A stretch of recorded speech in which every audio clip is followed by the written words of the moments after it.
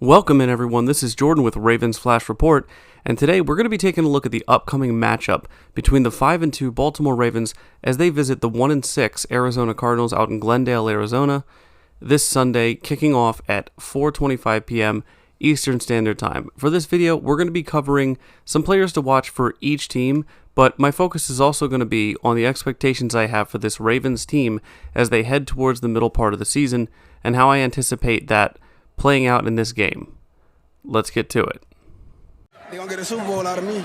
Believe that. Believe that.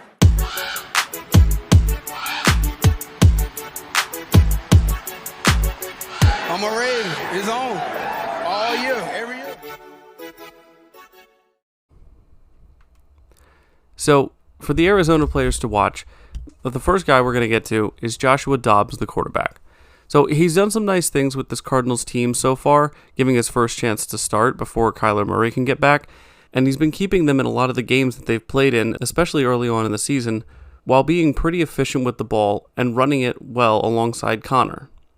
But in the past few weeks, he's been trending downwards, with more interceptions, and he hasn't had a game with a passer rating over 70 since Week 4, when they lost to the 49ers.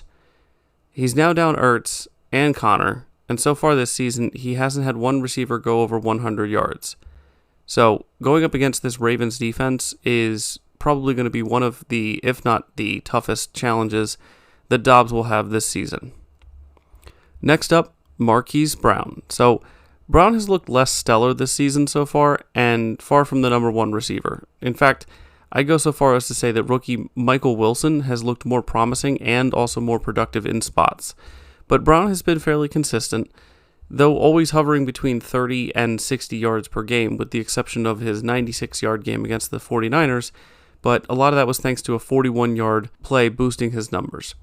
His hands, unfortunately, have been worse than ever, and he has a career low of 53.3 reception rate, though I doubt this will come as a huge surprise to Ravens fans. So, we're going to talk about Emari Demercado. He's a strong running back that seemingly picked up the torch in the absence of Connor.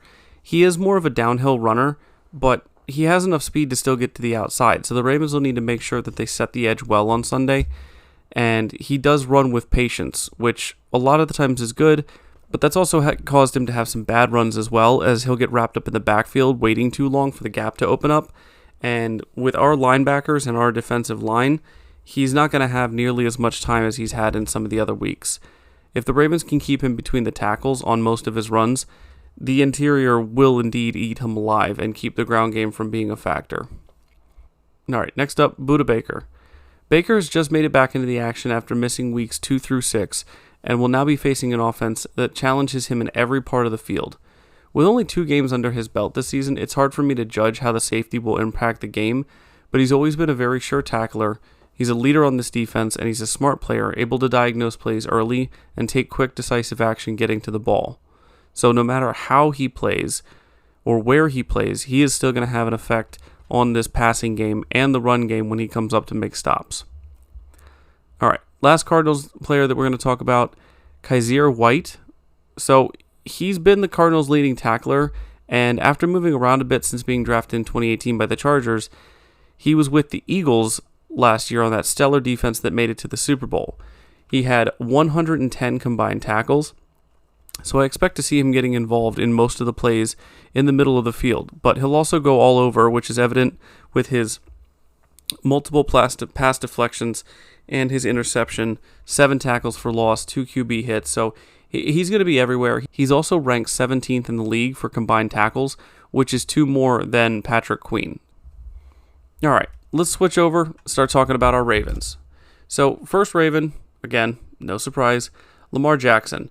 But not so much in the way that we usually look at him. This time, I'm looking for Lamar to have a continuation of his progress in the offense. So, we've seen him kind of do that throughout the year, but unfortunately, Ravens have probably gotten used to 2 steps forward, 1 step back. I'm looking for 2 steps forward, 1 step forward, 1 step forward, 1 step forward.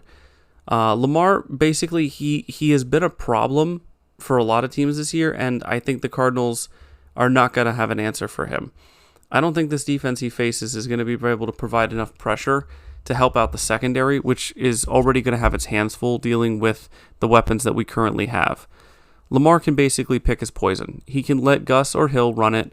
He can hit short passes to Zay or OBJ, or he can take the routes over the middle to Bateman or Andrews, and if all else fails, he can just tuck it and go.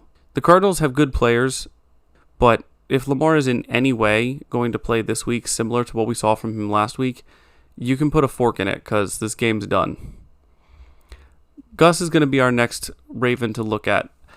And I'm going to say it again, Gus needs more carries. I know he had less than an impressive game against the Eagles, but his surprising versatility as a pass blocker and potential dump-off option cannot be understated.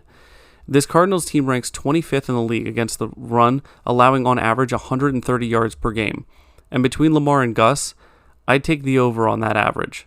Plus, Gus Bus currently has the longest reception in the league this year, which is kind of funny when you think about it. Because, Tyreek who? Anyway, Zay Flowers, I know. You pick Zay every week as a player to watch. And you're right, I do pick him a lot. But that's because he's so much fun to watch. I don't want you guys to miss out. But seriously, Zay has only had one game so far this season under 50 receiving yards, and it was 48. And in that game, he was 8 for 10. And if he keeps getting targeted the way he does, I wouldn't be surprised if he ends up breaking the rookie target record for the Ravens franchise. But let's hope my prediction from last week comes true this week, and Zay gets another touchdown, this time in the States. All right, defensive side of the ball, Geno Stone. What a job by Geno Stone so far this season, coming in as the backup safety for Williams, and he's been absolutely balling out. I mean, we knew last year when he was filling in for Williams when he got injured with that dislocated wrist, I believe, and he filled in admirably. He did his job well. We certainly weren't hurting too much, but I mean, this season with him leading the league in interceptions, and if the Ravens line can stop the run the way that I think it can, and Hollywood and Moore trying to get loose down the field, I think Geno may find himself in a good position to get that 5th interception of the year this week. All right, the last Raven that we're going to watch is Agent Zero himself. The Cardinals are going to run the ball. We know that. So we're going to need the league's 3rd highest ranked tackler up at the line of scrimmage, making plays, getting behind the line for losses, and just being a general problem for the Cardinals offense all day.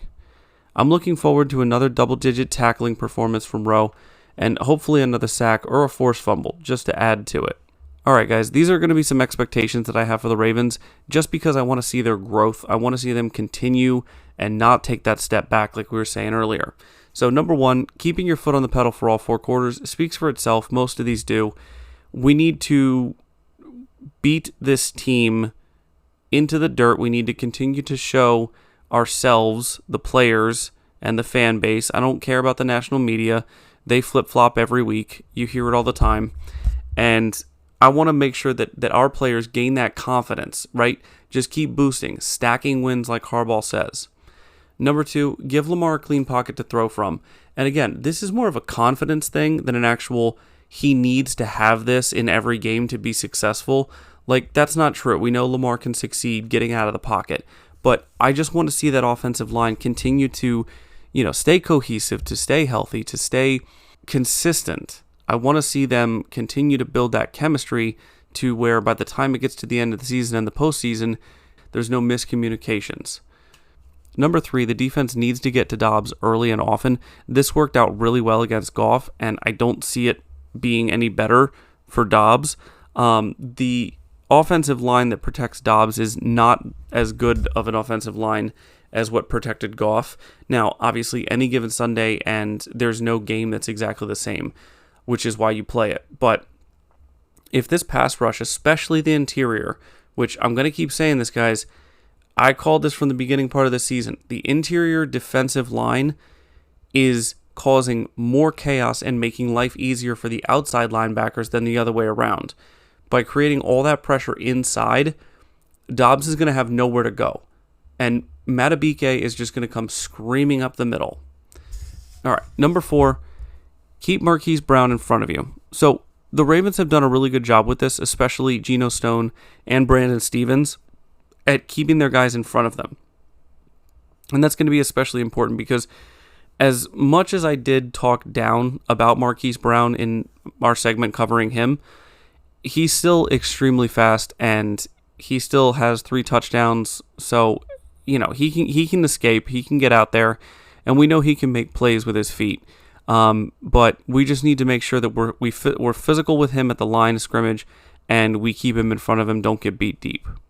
All right, last one. No trap game. We're the better team statistically. You saw the numbers. We're better on offense. We're better on defense. We have the better quarterback. We have basically every position on our team has a better player than on their team. And I know that might seem like a bit of a homer take, and perhaps it is. I'm not going to sit here and pretend that I know the Cardinals team in and out like the back of my hand. But at the end of the day, we are the better team. So let's go out there and be the better team. All right. That's it from me, guys. If you enjoyed the video, please leave it a like. If you want more content like this, you can head over to my channel and check out my other videos. But give me your score predictions down below. And I'd love to hear from you guys. Any other comments you have about the game coming up. And I'll talk to you guys again real soon. Stay safe out there. Bye.